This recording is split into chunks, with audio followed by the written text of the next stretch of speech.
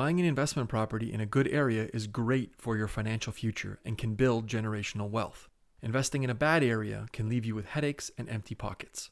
In this video, you'll learn how to pick a good area to invest in and avoid places that will cause you grief and regret.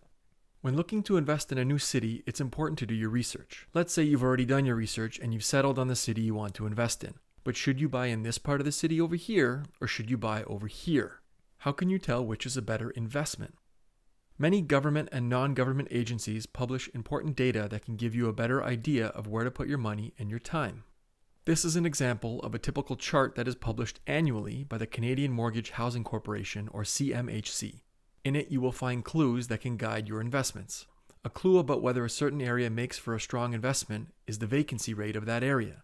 A vacancy rate is the average of empty units at any given time. The lower the vacancy rate, the lower the number of units sitting empty. Less vacancy means more demand for a place to live and can also lead to higher rents, as low supply fuels higher prices. We can see that there are different parts of the city listed on this chart. The first one we are looking at is the core of the city. In the core of St. Catharines, there was a 4.2% vacancy rate in 2019, and that's not great, especially compared with the other numbers in this column. You can see that for the north of the city, as well as the south, the vacancy rates are much lower.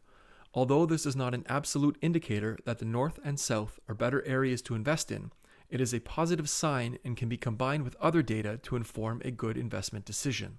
Another data point you can use to inform your decision is the pricing of units in various areas. If this area commands an average price of $1,600 and this other area only gets an average of $900, there's usually reasons behind those price differences. It could be access to schools, highways, parks, or maybe even crime rates and gang activity. Another way to gather information is to lean on experts to help you find good areas and avoid bad ones. A good realtor, particularly one who is used to working with investors, will have their finger on the pulse of rental trends and good areas. Similarly, a good property manager will know what to look for and what to avoid. They will be incentivized by being able to manage good properties in good neighborhoods, as they will encounter less headaches. Less headaches for them means less headaches for you, and both of those mean more money in your pockets. Finally, joining community groups on social media platforms can give you a grassroots perspective about what certain areas are like. Many locals join these groups to discuss what their neighborhood is experiencing, and those discussions can be important for you to determine whether that neighborhood fits what you were looking for. There are many ways to find out information about various areas in a city, but none of them will tell you, in absolute terms, whether an area is a good investment. Combining information and using your judgment will lead you in the right direction. In real estate, nothing is guaranteed, but good choices and positive outcomes can become much more likely, and that's where the long-term generational wealth begins.